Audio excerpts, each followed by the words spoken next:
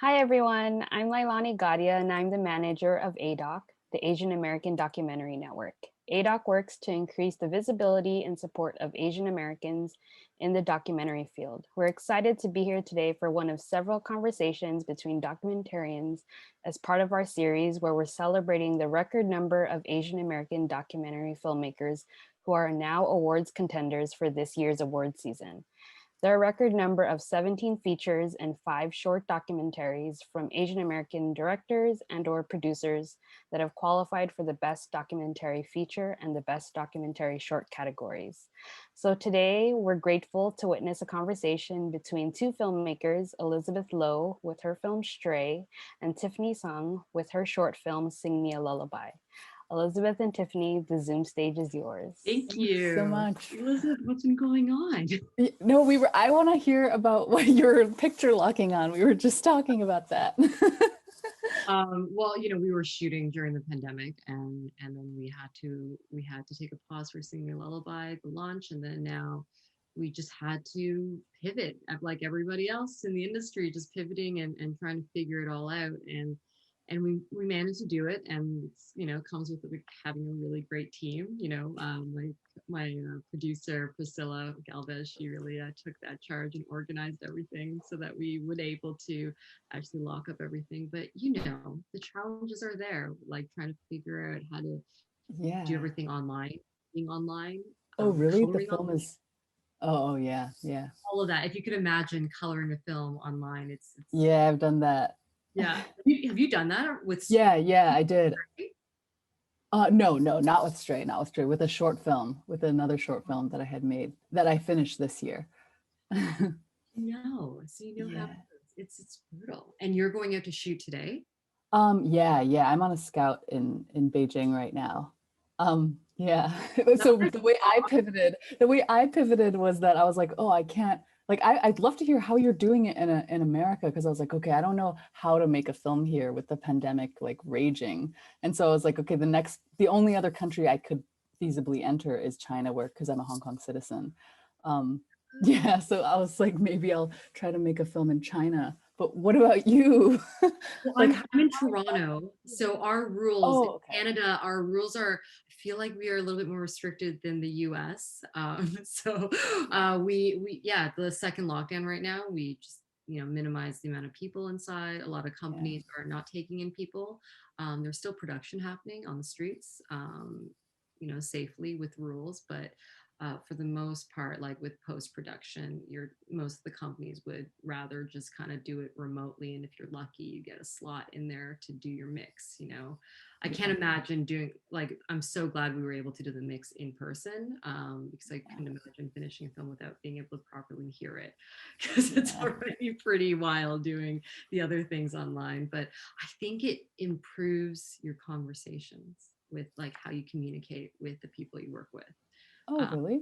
Yeah, I do, because I think we have to resort into other ways of, like, describing things and being very detailed and prepping and organizing, versus if you're like next to somebody in the edit suite, you can actually just like point and look at that and move that. And so I think it improves on like how you actually talk and like have to be very specific and like do this, do that, or I like to see this, do that. So I find myself like having to like actually write more, specific, narrowed down, focused emails to people I have to work with. Yeah, no, that's really great. I feel like my experience of like coloring remotely was just kind of like this process of like letting go a bit more and just like trusting in my colorist, Robert Arnold, who's colored all my films, and he's great. And so it's this part where I'm like, okay, I'm just gonna trust his instinct. What? Did he color Stray? Yeah, he did. Stray He is did. so beautiful. It's so Yeah, beautiful. thanks. Yeah. What was the coloring and like the look? Did you already have another film in mind of like an example of what you wanted to go for? Was there? No, actually, like when it comes to color, like we kind of just did it by trial and error. Like at first we had this really desaturated look because we were trying to like think of how to cinematically represent dog sort of vision, which has less colors than ours and is like a little bit greener than ours. It doesn't have as many reds or something like that. But then so Robert did do a pass where it was like kind of a little bit more monotone in colors, but then it was just really alienating to watch. And so we ended up going with warmer tones, I was like a blown more away by nostalgic tone. I was blown away by all your night scenes because it just fed and felt so it just flowed so beautifully because I find that like with night footage and stuff like that, and obviously you pray and hope that your gear can capture all the night shots in that way, but I was Yeah. blown away by how it translated and how it went with the story and that what you needed to see and how you were able to capture it. Like it just I was never thinking, oh, too grainy or too this or too that. It's just like I think obviously it's great editing as well that you feel really immersed in the story. That the night footage felt just as visually compelling as the day footage. It like Oh, it just thanks. all fed into the same like that same feeling that you're traveling with them. So Yeah. quite beautiful. No, that was important because the dogs, I mean, stray dogs, their lives, they kind of like wake up at night. They're like on a different schedule than working people. And I'm so totally a stray dog schedule. I me feel too, me too. I'm a stray dog. Yeah, I definitely am too. Like I only wake up and do work at night, and during the day I'm Me pretty like, "Ugh." too. Yeah. My brain doesn't work during the day that well. No. Like, But I think there's a science to that. Like I think people there. I don't know if this was just because it was a mhm, podcast because this person was like this, but they were saying like you shouldn't have to force yourself to go through the same cycle as everybody else. If your really? brain just works better. For me, I think it might be like ADHD. Like if I know other people are awake and Yeah. operating, I tend to get Yeah. distracted by their energy and the things that they have to do. But at night, it's Yeah. just Me me. too. Me too. Yeah. I love that feeling. And also, I think I've also heard these might just be me reading self-justifying articles because I've never grown out of this schedule. That like at night, especially if you're working in creative fields, at night your guard goes down, and then so your brain is just more attuned to like thoughts that are outside of the box that are less rigid because your mental guards are down. I don't know. Totally, totally. I felt that way like when we were doing the post for Sing Me Lullaby, like even though we're trying to operate on like the same time zone and my editor was in Montreal at the time and also cutting with me, but I feel like I couldn't concentrate playback during the day. I needed to watch everything at night and Yeah. sit with it and stew with it. I don't know. I do think the time of day really does impact the way that my brain focuses on the things in front of me. And what was that like watching Sing Me a Lullaby over and over again? And it's your family members, it's yourself. You know, That's something I've never experienced. I think it's you don't really know the impact of it until you watch it with other people. For Mhm. me, it was always just like I hope this makes sense and I hope my mother loves the movie, right? And so when I would Yeah, bring her into the different edits and different yeah, cuts, finally the fine cut, and it was crazy, it was ironic, but it was Mother's Day, 2020. I like locked the film and screened it with my mother, and it was yeah, amazing to be able to actually show her the film and watch her watch it, and that's when I kind of knew it was like, okay, this is it, and this is good, and but I didn't really fully understand the magnitude of how it could respond to other people until we actually screened it for a bunch of random people. that yeah, that to me is always, you're just so in it. It's like for any film, right, that you're just so in it. And I think for a personal film you're very judgmental of your, the way you look, like the way you talk, how stupid you might sound at the age of 21. A You lot didn't sound stupid at all. You were super of mature. well, Yeah, you were like no, so man, curious.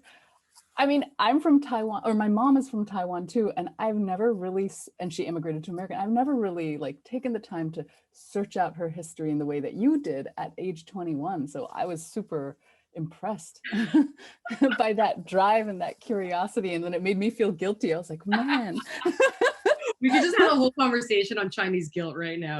yeah, How has that shaped our careers, filmmakers, and the stories we choose to tell.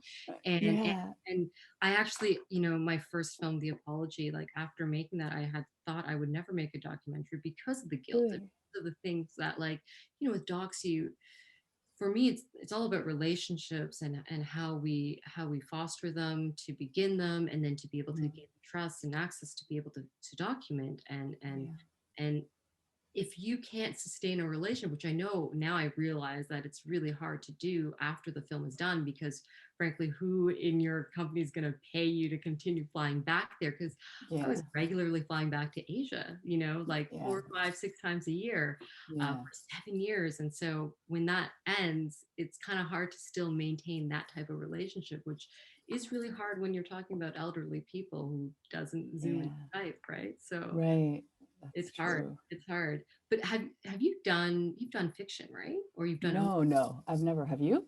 Oh wait, is atonement? I've done some fiction work. I'm going and gearing towards playing in both worlds. But yeah, I was just curious if you ever thought about venturing into also. Yeah, I mean, I have, especially, well, like with the story that I'm scouting now, I'm scouting two different stories, and they're both like logistically, they feel really impossible to shoot, like in the documentary style.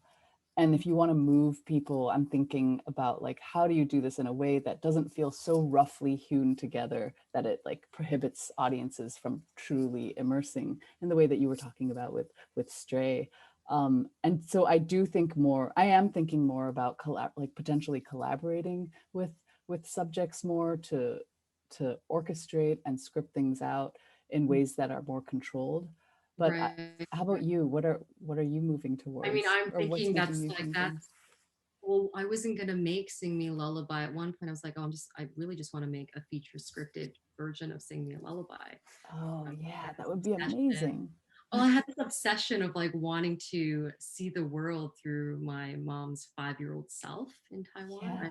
I craved to hear the music from that time. I craved to see the fashion because I grew up seeing 1960s in America. You know, we know what that era looked like. We know what the music is and the fashion Yeah. is, but I grew up kind of guessing what Taiwan would feel like, and through the perspective where you can, you know, tell a story that can cross different types of cultures as well, you know. And so I'm interested in that. And I'm kind of fascinated to tell this other, like basically to delve deeper into some of the stories and themes that Sing Me a Lullaby gets to kind of like trickle into it, but doesn't go completely in it. So I think that it allows me to do that. Someone asked me the other day, like, how did you know when you were done Sing Me a Lullaby? Because I think the reason why I was so certain that the film was done at this length was that I had always knew in the back of my head there will be a feature one day, a scripted feature. So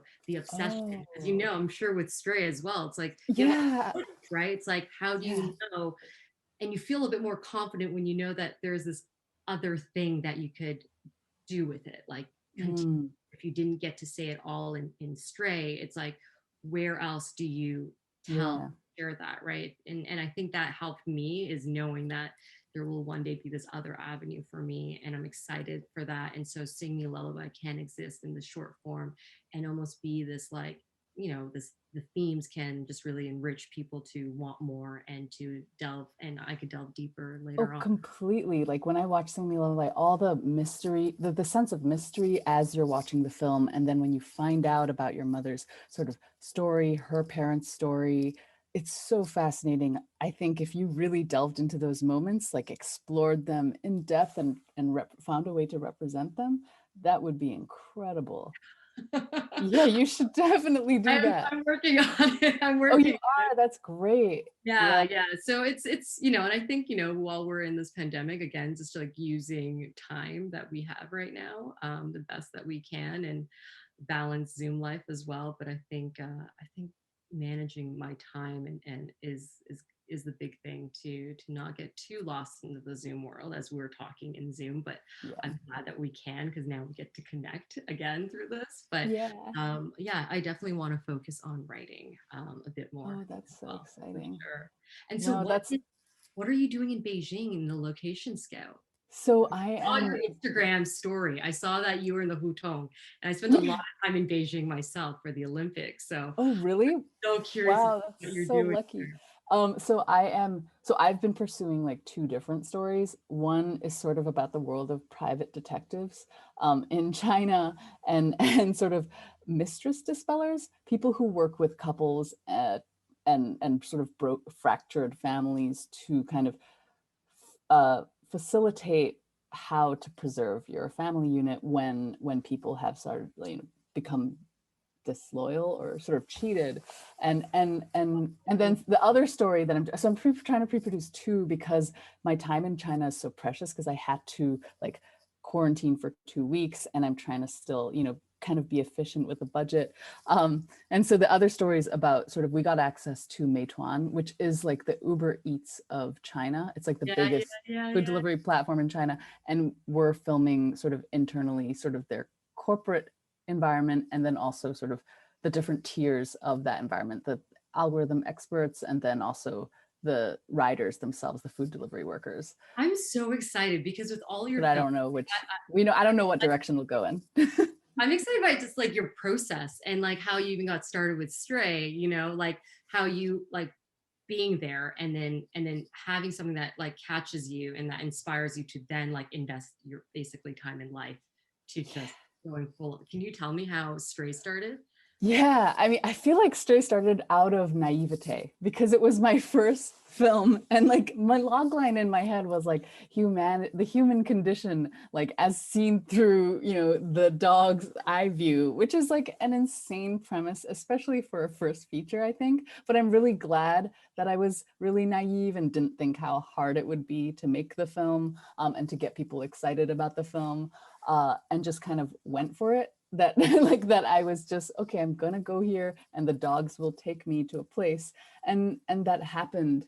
And I'm so, and but there were a lot of times where I felt like it should be turned into a short, because I'm like, who's gonna care enough about these dogs micro dramas, like fighting over a bone? Like, is that gonna be significant enough for audiences to sustain over a feature length period?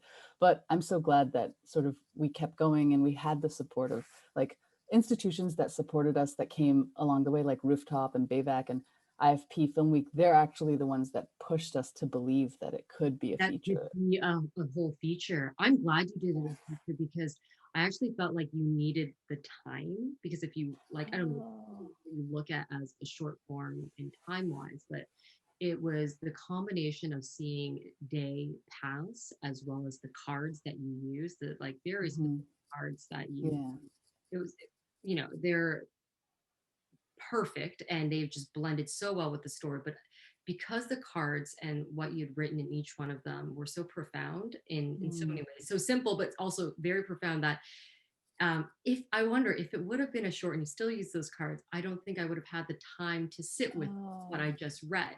You know, yeah. I found myself processing what I just read with the next scene.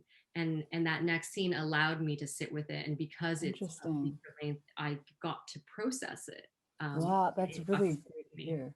Yeah, No, yeah. And also I think like on just like a philosophical level, the idea that, you know, this dog Zayton is worth 72 minutes of our time, or even more, yeah, even more.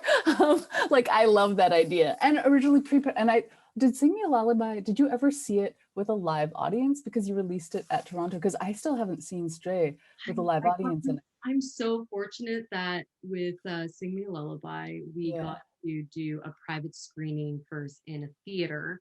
And then when we were just about to lock, and then we got for during TIFF, the world premiere at TIFF, we actually um, it was right before the like whole rules and lockdown again, Oh, but we were able to invite 50 people in a cinema that we amazing. my mixer had access to this beautiful theater, 350 seats. So we were able to have 50 people Yeah. spaced out 6 feet apart. Yeah. My mom's closest friends and colleagues and family members to experience Oh, the big screen. I just wanted my mom to have like just one screening where she could be in a cinema and to be able to feel the energy of everybody. And I think the most amazing thing that night was to watch her do a Q&A with people.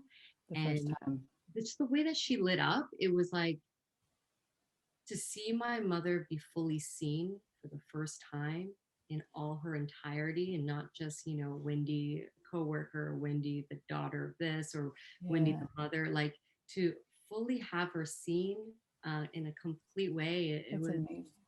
I told her that night at like, it was 11:30 at night, and I said to her, Mom, I could die tonight and feel like I did, like I feel like at peace, like I feel rested, Wow. because I saw something that I don't think many children get to experience, is where they can see their parent Yeah, really seen. fully. Yeah, from their history, Their, they're their, just beyond a parent. That's incredible that you gave that to your mother. well, yeah, and it's weird because, you know, Chinese guilt, and like you can never do good enough Yeah, for you're the sparking all this guilt in me. I'm like, oh my God, I have not done that for my mother. I'm trying to relinquish some of that Chinese guilt. I'm like, you know, let's just pass, let's I think you've done your duty as a daughter. I think it's just the beginning. I think that I see things that now, you know, as a daughter, or as really, you know what, as someone who loves and respects my mother, as not just my mother, but as a whole human being, wanting to see her achieve her dreams, you know, wanting her to Yeah. reach her aspirations. I think when you fully realize, like, not just because your parents tell you how much they sacrifice for you, because that becomes, Mhm. you know, a little bit like repetitive, but when you fully see Yeah. it, um, I don't know, for me, I know that there's still a lot of work to be done to help and support and help my mom realize her dreams, you know, and Mm, not just let her witness my dreams, you know. There's going to be yeah. a little bit heartbreaking at the same time, is to yeah, I like to contribute to that as much as I can. Yeah, that's incredible. I love that this film kind of is sort of part of that process and is Yeah. awakening this like larger life mission for you. That's so meaningful. Like you can't go wrong with that life mission. There's a lot of, you know, the challenges of like bypassing your own self-doubt and insecurities. And I think, I don't know if you feel this way with Stray and your other films, but how we get in the way of ourselves. Totally. It took me 5 years to make this film because I was getting in the way of myself. What was the one thing that you thought you were going to do when you started out with Stray that you didn't end up doing, and you're very thankful that you didn't end up doing, but it was like a very, like an idea or like a vision, they're like, this has to happen? Was there Well, anything like that that got? it's weird because I think I had the opposite lesson where it's like everything I had set out to do throughout the process, I constantly doubted it. I was like, is this meaningful? Is this worth the time? Is this worth this kind of investment? And then, but in the end, it feels at this stage of Stray's life, and it's going to be released soon. So we'll see how like audiences really feel about it. But I feel like, oh, all my instincts at the beginning, it was worth it. And I shouldn't have doubted it as much in this journey, this 5-year journey in making it. So I kind of learned the opposite, and I keep trying to remind myself, even in this pre-production process, and I'm filled with the same feelings of doubt and constant questioning of what I'm pursuing. And I'm trying to remind myself, like, what did I learn from Stray, which is to believe in that initial vision, because I feel like I fulfilled it with Stray. No, that's so important. And you know, it's Yeah, so weird because our brains, we have like this negative bias that always like yeah, goes negative first, versus like putting all like the positive stuff that happened, and to remind ourselves of that. yeah, I definitely try to catch myself when it goes back into like self-doubt and the yeah, negative stuff and the negative cycle. But it's so great to have Stray as your example, to always refer back to, like, the things that worked, and the not needing to doubt yourself when you yeah. have that intuition to strive and to go for it. I definitely, I bring that up on like the self-doubt stuff, is like, it's funny because when I got in my own way, Hmm.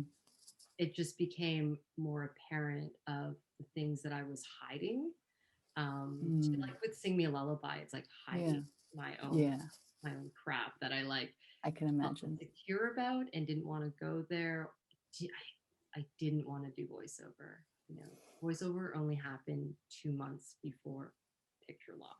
Really? Never a thing. No, Wow, it feels so seamlessly a part of the soul of the film, your voice and your analysis. that's so, because it was always there, and that's where, like, you know, why it's so important to have an incredible team. You can never Mm, make films on your own, but specifically like Yeah. personal films, you need to have, this basically almost like an advisory board of therapists that can basically Totally.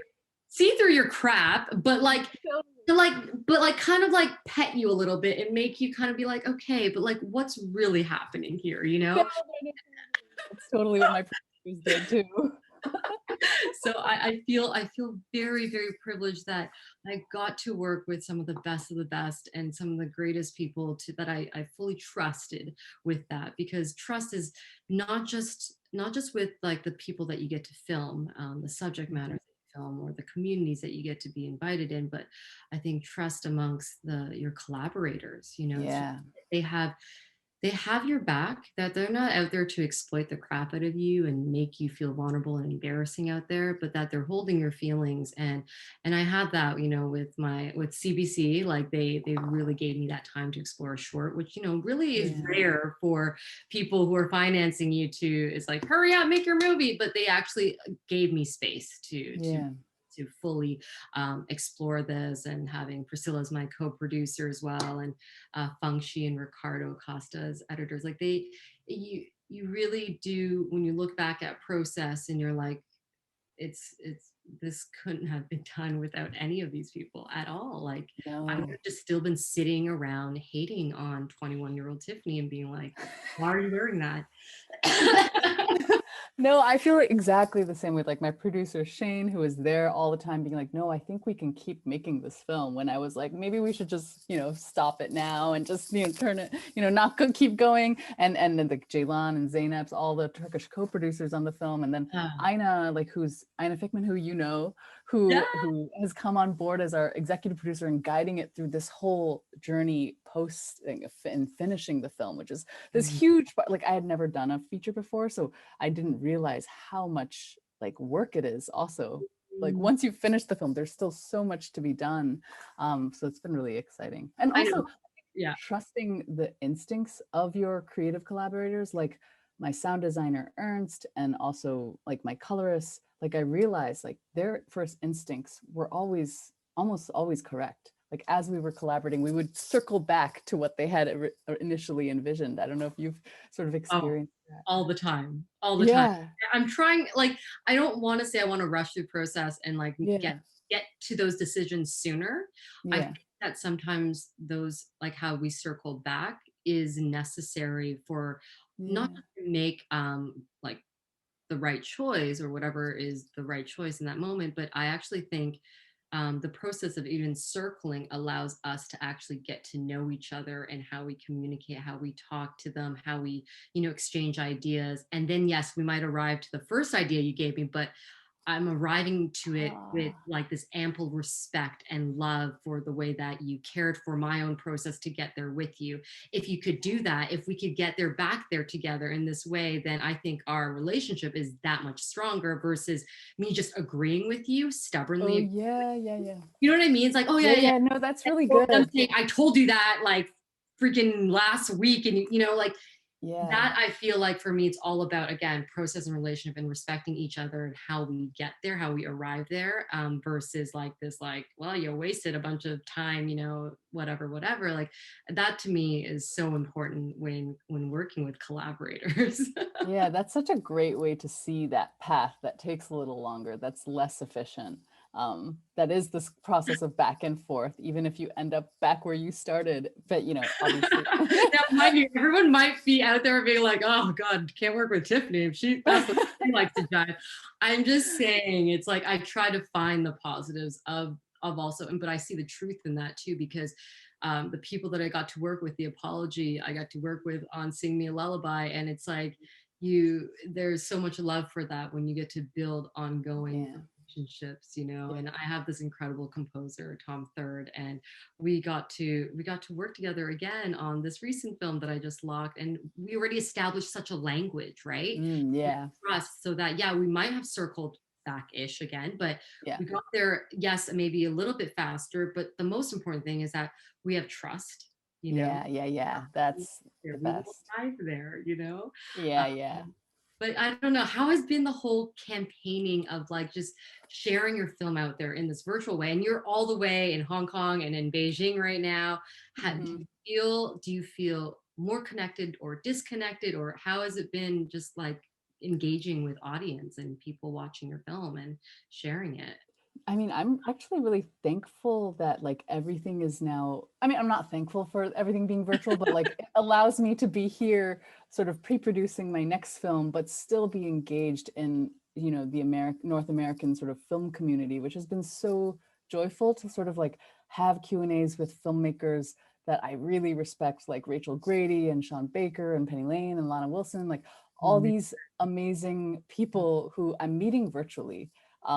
And having, but it's just, yeah, it's been great. How about for you? I mean, I feel sad about all the sort of all the organic kind of friendship making Yeah. that can happen at these kinds of events, but Don't I you still, think that we're actually now, I mean, for me, like the festival launch of it, I actually feel like I'm getting more time to spend talking with people versus networking at a party. We might be a little mhm, bit drunk or we might not even yeah, remember each other, but I feel like there's this like focus now to, yeah, actually meet, actually have the whole extended conversation, which I'm very grateful, especially when we're talking about like the short subject matters, like when I had the feature and the love that features get in festivals is very different than the shorts, which I'm now experiencing as well. But I mm, think in this weird virtual way that we are getting time, yeah, getting the time for the Q&As and the attention yeah, and much being more, able to, yeah, virtually share it as well. yeah, And with TIFF, we didn't get inundated with loads of celebrities, coming into the city so that we actually, there was a lot more actual love and focus on documentaries this year at TIFF. yeah, So that was really cool. But yeah, I had, Jean Chen came on as our executive producer. yeah, And again, it's is like the best. having people like Jean, like be giving you so much love and wisdom and guidance through these Yeah, processes of also what it is out there and what's possible and how to really share everything.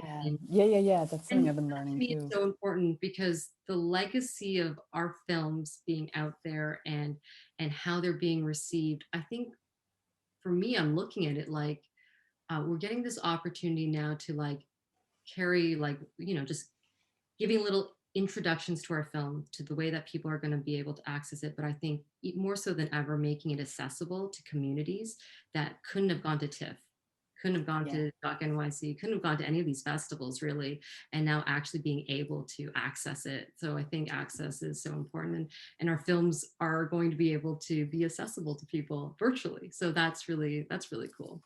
I know, that's what I'm really, and I'm like trying to work really hard to like have to find a way to reach all corners of the planet, sort of like all the countries, like Asia. I still don't have like Asia, Africa, like these places outside of Western Europe and America that I'm trying to reach, and I'm still trying to Oh, with figure it out. Stray. Stray's Yeah, and with Stray. Stray's like the universal, like anyone and everyone can I watch. know, I know, I know. Yeah, that's what I feel. So I'm like trying to figure that out right now. Like, how do I reach international audiences beyond the Western one? Right, right, Yeah, right. Well, I don't doubt that you'd have a hard time because it is such a powerful film. And I'm excited. I'm excited for, yeah, most of East Asia to also bring into this film because there's so much things that yeah, I think culturally can really blend together. yeah, I hope so. Well, I have to run now, and I think you might have to also because I Yes. have to go shoot now.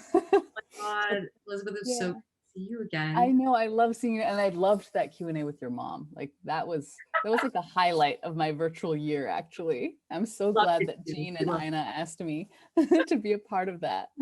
Thank you so much for doing that and good luck on your shoot and scout. Thank And you, and good luck with picture locking your next film already. thank you. All right, bye. Bye.